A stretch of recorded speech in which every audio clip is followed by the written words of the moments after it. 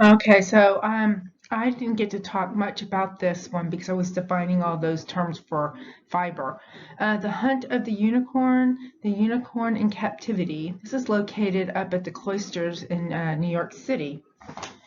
Tapestries at that time were used to hang on the huge mansions, the stone walls, and to warm them up and visually soften the stone. This is an extraordinary textile medium. And if you see all the detail of the flowers and you see the horse with his unicorn, it's very special. So if you ever get a chance to see this, I would definitely go check it out.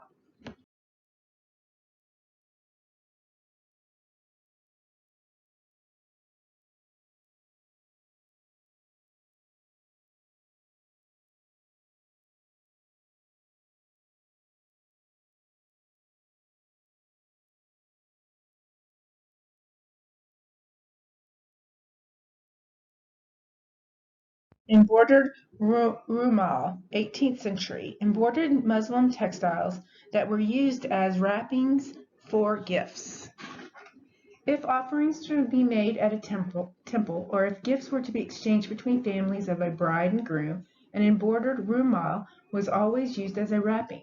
Floral border encased a dense series of images, first drawn in charcoal and then embroidered on a plain white muslin background. This one depicts the wedding itself.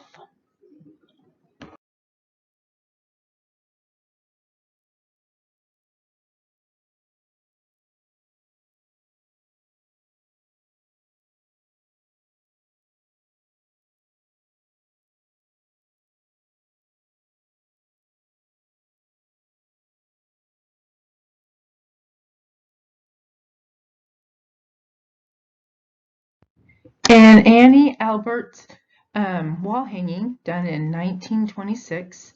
It is a weaving, and it's being treated kind of like a tapestry because it would be hung like a painting.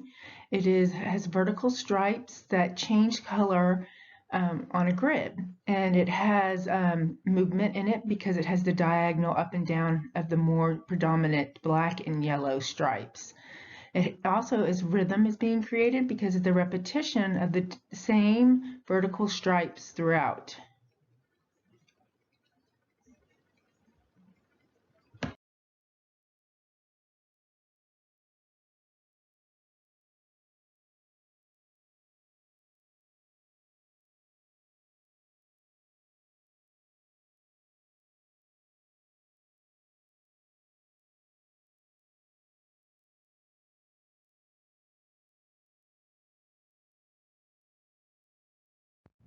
Okay, this is a piece from a woman's quilter show in Gee's Bend, Alabama.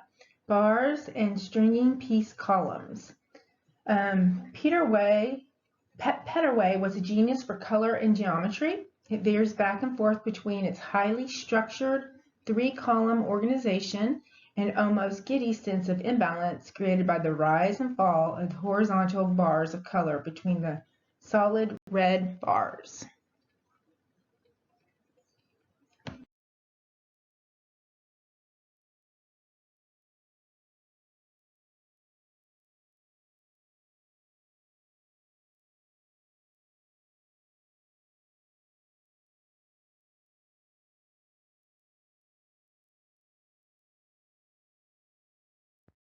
Okay, this is Faith Ringgold, Tar Beach. I hope to have a video for you talking about all the significant different parts of this quilt. But if not, I will talk through it pretty quickly. Basically, this young lady, she's the girl laying on the white blanket up on top of her building in Brooklyn. Looks like Brooklyn because I think there's a Brooklyn Bridge there. It was done in 1988, and they would call the top of their roofs tar. She would call it Tar Beach because it's tar up there. And the family is sitting up there playing cards, having a picnic on a hot summer's day.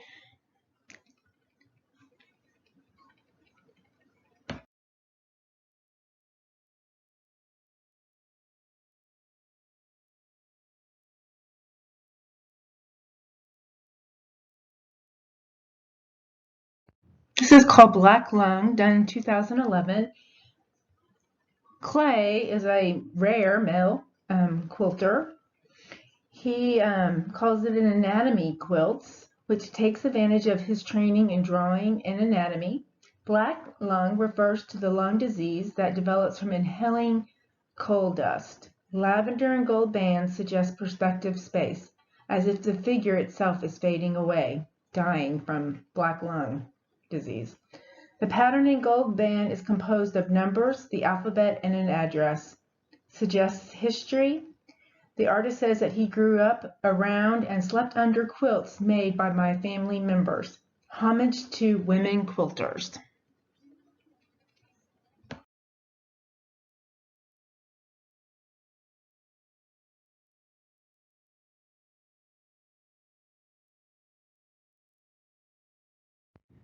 This is an interesting piece created by sewing mother of pearl and bone buttons into lines. Basically, it creates a mosaic effect. If you look closely, they're just little buttons, and then she pieces them together like a puzzle. So it's definitely a mosaic. This is the first one of 3 panels that's a triptych to her Uncle Claire's 3 wives, composed of a large pixie-like dots causing the surface to shimmer and glow in the light. The overall effect is dreamlike, as if the eye is at the edge of capturing a fleeting moment of the past. We'll have a close-up in the next image. You can really see.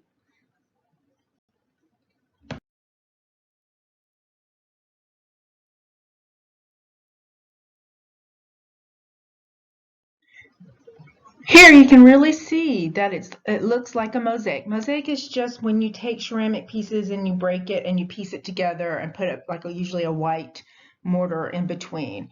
But here it would be the fabric behind. Her triptych is also a history of the oil industry in Texas from the viewpoint of a worker's family. Billy is killed. Aunt Billy, this portrait, is killed in a gas leak at the school in which 295 teachers and students were killed. Billy stands before the school, and just as it begins to explode, the buttons provide a profoundly haunting effect. So if you go back to the first image, you'll see the little kind of swirly things outside the window. Can you imagine? So this picture was taken right before the school blew up, and she was consequently killed in it as well.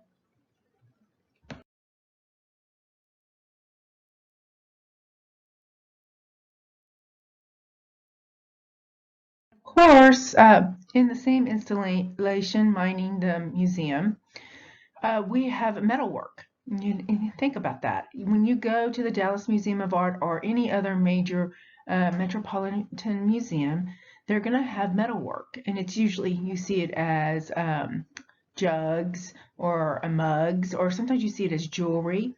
So once again, it is classified a craft, but because it's so highly decorated with all the detail and it's a very highly skilled artisan making these pieces, I think of it as art, and I love craft. I think craft is an interesting take on art, marrying function with aesthetic beauty.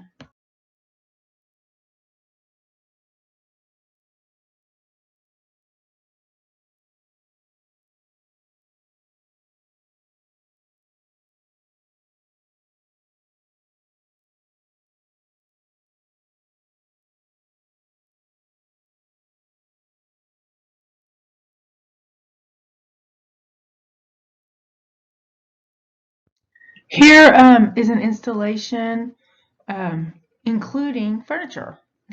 Furniture is typically thought of as a craft because it's something that we use in our everyday life. But this artist is elevating it to art because it's included in an installation.